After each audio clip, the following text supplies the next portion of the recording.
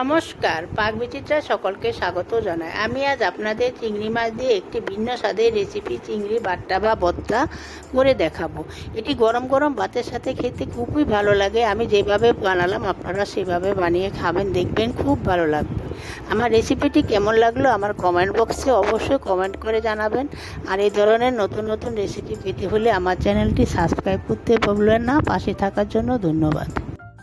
আমি আরেকটি নতুন রেসিপি নিয়ে আপনাদের সামনে হাজির হয়েছি।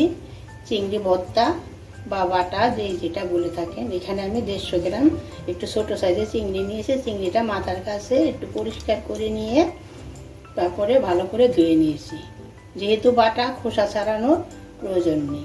এখানে 10 কোয়া রসুন নিয়েছি, একটা মিডিয়াম সাইজের পেঁয়াজ আমি কুচি করে কেটে নিয়েছি, অল্প পরিমাণে হলুদ নিয়েছি, পরিমাণ মতো নুন নিয়েছি, 3টে শুকনো লঙ্কা নিয়েছি, চা চামচের হাফ চামচ কালো জিরে নিয়েছি। দেখুন আমি গ্যাসে একটা ননস্টিক প্যান বসিয়ে গরম করে নিয়েছি, গ্যাসটা অন করে দিয়েছি। এখন আমি কালো জিরাটা ড্রাই রোস্ট করে নেব। বেশি ভাজবো না, বেশি ভাজলে কালো জিরা আবার তিতো হয়ে যাবে। দেখুন আমার কালো জিরা ভাজা হয়ে গেছে। যখন দেখবেন একটা দুটো ফুটতে শুরু করেছে তখন বুঝবেন যে কালো জিরা ড্রাই রোস্ট করা হয়ে গেছে। এখন আমি নামিয়ে নিচ্ছি। প্যানে আমি একটু সাদা তেল দিয়ে গরম করে নিয়েছি। এখন আমি শুকনো লঙ্কা 3টে একটু ভেজে নিচ্ছি। এটা আপনারা চাইলে সর্ষের তেলও করতে পারেন। তেলে আমি এখন পেঁয়াজটা দিয়ে দিচ্ছি। পেঁয়াজটা একটু ভেজে নিচ্ছি। দেখুন আমি রসুনটাও দিয়ে দিচ্ছি। এখন পেঁয়াজ রসুনের যতক্ষণে বাচ্চা কাটানোর জন্য একটু 1 থেকে 1.5 মিনিট একটু ভেজে নিচ্ছি। দেখুন আমার পেঁয়াজ রসুনটা ভাজা হয়ে গেছে, একটু বেশি ভাজবো না। এখন আমি নামিয়ে নিচ্ছি। এখন আমি মাছটা ভেজে নিচ্ছি। এখানে আমার 150 গ্রাম মাছ আছে।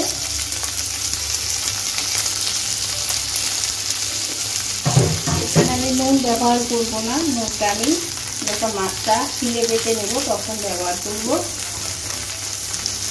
দেখুন আমি এখানে একটু অল্প পরিমাণে হলুদ দিচ্ছি। যখন মাছটা বেটে নেব তখন কালারটা ভালো আসবে, সেই জন্য আমি একটু হলুদ দিয়ে মাছটা ভেজে নিচ্ছি। মাছটা ভেজে নিচ্ছি, ভেজে আপনাদের দেখাচ্ছি। নামিয়ে আমি একটু ঠান্ডা করে নিচ্ছি। এখন আমি শিলে বেটে নিচ্ছি, মাছগুলো নিয়ে নিচ্ছি শিলের মধ্যে।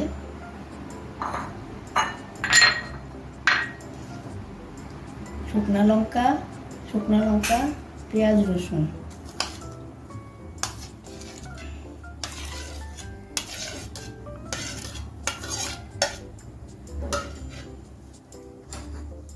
ড্রাই রোস্ট করা কালো জিরে। এখানে নুন ঝালটা আপনাদের পছন্দ অনুযায়ী কমাতে বাড়াতে পারেন।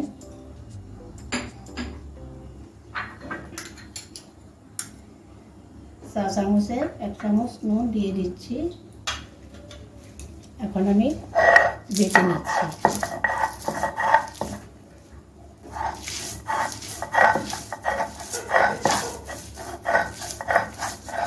দেখুন আমার চিংড়ি মাছ ভর্তা বা বাটা হয়ে গেছে। আমি মিহি করে শিলে বেটে নিয়েছি, একটা শুকনো লঙ্কা দিয়ে গার্নিশ করে নিয়েছি।